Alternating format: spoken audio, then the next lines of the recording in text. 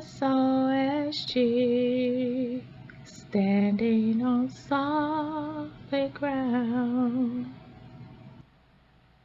Hello, this is Kim Jones with Standing on Solid Ground. I am the host of this motivational and inspirational podcast. And today, my next phase or my next layer of my solid ground is gratitude. Today, I'm going to speak about the things that we all should be grateful for, but what I am personally grateful for in the past few days and weeks of my life. They have been pretty challenging, I will say, most challenging. My very first episode, introduction of the podcast, and then my very first layer or my foundation of my solid ground was faith. And I remember speaking about my son going back to school, and that we were running into some financial situations where college is expensive. He's going to school for engineering, and I did not realize how expensive engineering is for a student, and it's just overwhelming. And gratefully and prayerfully, we were able to get through the first semester, but we had to pay some extra monies that I didn't know was tacked on to the bill until later on down the line. And I began paying on it, but then other things came up, and it was just, everything was just piling up on me at the same time. And I'm trying to put out all the fires, but truthfully, I just could not do it. I couldn't handle it. And I began to pray. And I remember speaking about the financial situations that we were facing. I wanted him to continue on with his next semester of school. And I didn't know how it was going to happen. But I began praying, and I began seeking, and I began asking and seeking and praying. And I remember when I stated that I'm going to stand on my faith. I'm going to stand on my faith. I am going to believe that God is going to make a way somehow.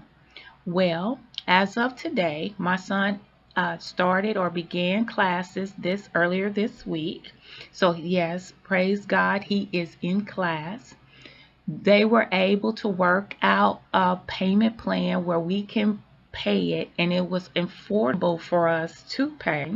That's number two. He has full credit, meaning that he's going full time as he anticipated. He also has been blessed with a job where he can also help chip in on the payment of these classes. And so I am just so thankful unto God that he has made a way out of no way. I didn't know how it was going to happen. But when I put that podcast together, I stated that I am going to stand on my faith, and I'm going to believe that God is going to make a way somehow. And I also had to encourage my son to begin to pray. Say, pray. Let us pray, and let two of us come together in prayer. And I know that God is going to be there in the midst. So he began to pray, and I began to pray, and we kept seeking God. Well, just know that he came through. He came through for us. He blessed us. He gave us what we needed to get him in class on time for this semester. And I am just so thankful unto God. So gratitude is my layer of my solid ground for today's episode, because there is just so many things that I am grateful for. I also found out through my job, they had sent out email, and usually this is our promotional time or our merit increase time where raises come into effect. And it usually goes by our performances, personal performance, how each of us did on our own level. Well, our job or our company decided that they were going to just give all of us the same percentage clear across the border, and that each of us will be getting the same percentage but at our pay level. So for example, if somebody was making $10 an hour and they decided to do a percentage of 2%, everybody that is getting a $10 an hour or getting paid $10 an hour, getting paid $12 an hour, or whatever their pay rate is as of right now, they'll get a 2% raise on top of that. So it is amazing. It's a blessing to know that our company cared about us so much, and they know that we all have struggled through these difficult times with COVID-19 hitting, with all of us going home to work from home, and interacting with our children. We have to be the teacher, we have to be an employee, we have to be either a wife, a mother, a sister, or whatever we needed to be for that time period. And we're still going through, prayerfully, thankfully, that some of the states are looking better in their numbers, but we're still not out of the clear. We still have a long way to go. But I am thankful. I am so thankful, and I am so grateful that God, even through the midst of this storm, He carried us. He carried us through a lot. We were able to have food on the table. We were able to have clothes on our back. We had all our utilities working. We were blessed the entire year of 2019. So this is something for me. It's important to me to always acknowledge God for everything that He has given to me, that everything that He supplied, He promised, and that He fulfilled, and I'm thankful for. So I remember when we had a meeting, and we had to do our meeting virtually with our team, and the one thing that our manager asked us is said, "What are we grateful for?" And most of us said with our families, our health, to have a job. We were faced with the issue where an email came through just all of a sudden stating that we need for you to attend this meeting ASAP, and we are going to discuss with you job cuts. And we're all like, what? We didn't see that coming. But it was mandated because they had to cut costs in areas that they felt that was necessary to cut, because working from home is expensive. I did not realize just how much money businesses put out for work from home employees, but it is a lot of money, just like colleges and universities working remote, just like elementary school and middle school and even high school. Some of these schools are still remote, and it's expensive. I did not have an idea of how expensive it was.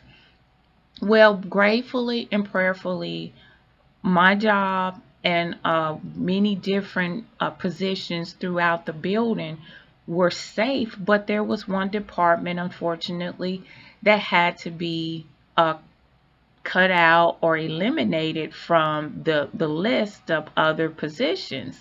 But on the flip side of that, or the positive side of that, is that my company was willing to offer them other jobs within the business. That way, even though that department may have been closed, they still had an opportunity to have a job with the company. And you're looking at people that have been there 15, 20, 25, some 30 years doing that same job that all of a sudden is gone. And we just don't know when things like that will come down the pipeline. So anyway, during our meeting, we were all stating what we were thankful for. And I was so thankful just being alive, just being able to see another day. And not only that, but to work my job, to see my children, they are well and healthy, to see another Thanksgiving, to see another Christmas.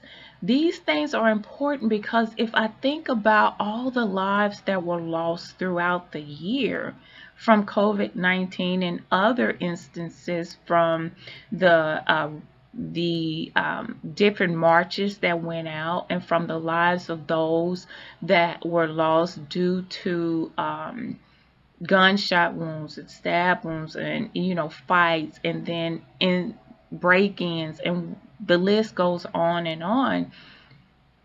Everybody did not have a year where they can look at it and say, I'm thankful for, because of the pain that they have in their hearts due to the loved ones that they lost throughout the year. And it's sad. It is very sad to see just how many names is on the list from people who have died from various reasons. One of the most common reason is COVID-19. So, in essence, I am thankful for life. I am thankful for my family. I am thankful for God being with me. He carried me. He carried me when I didn't know how I was going to make ends meet. He carried me when I didn't know how I was going to pay a bill. He carried me. And so my thankfulness or my gratefulness is really upon Him, because without Him, I wouldn't have made it. I would have probably gone crazy. I would have been crying every night. I would have been miserable. I would have looked at each day as just, oh, well, it's just another day. What's so amazing about it? He gives me another outlook on life. And to know that, Kim, I'm with you. I've been with you. You just need to seek me out. So I have to ask you, what are you thankful for? What are the things that you can really look at and say that I'm thankful?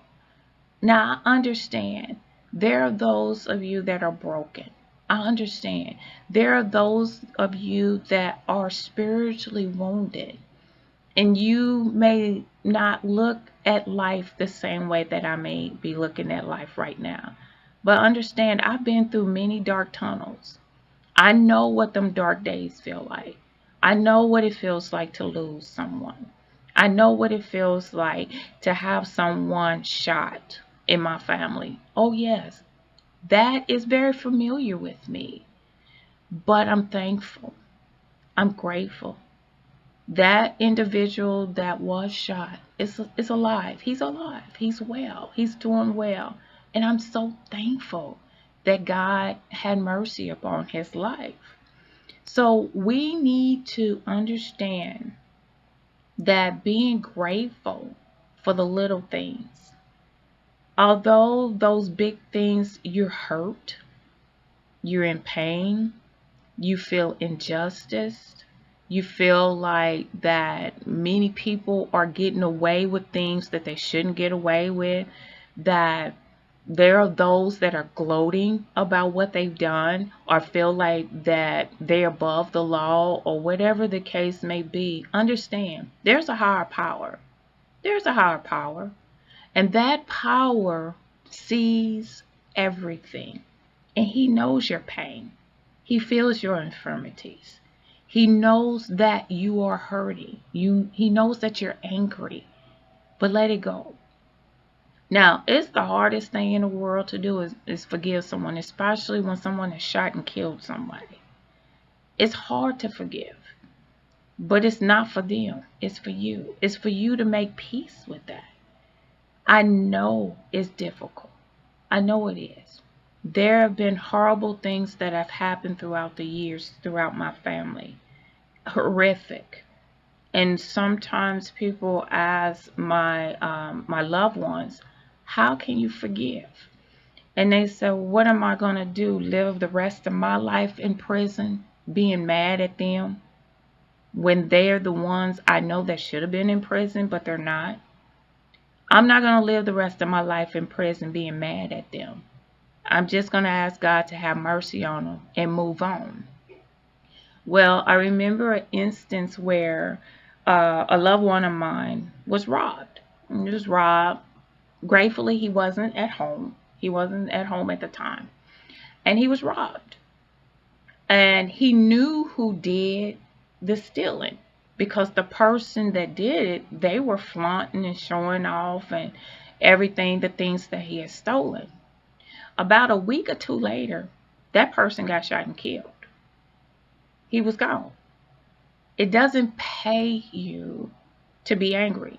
Now, that loved one that was stolen from, he told me, he said, I'm not going to worry about it. I can replace that stuff.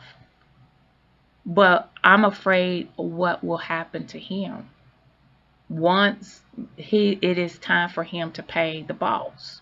Well, that day wasn't very long, because I know it was about 2 or 3 weeks later he was shot and killed. And his family was trying to figure out what happened, why that happened. And that loved one told me, he said, look, I'm not going to stress myself being mad. I'm not going to stress myself and being angry and wanting to fight and wanting to argue with this person, because God can do more damage to them than I could ever think about doing. So I'm just going to write it off as a loss, be thankful that myself and my children wasn't home, and just replace everything that was stolen. Well, later on down the line, he was able to do just that. He replaced just about everything that was stolen from him, and then got more on top of that.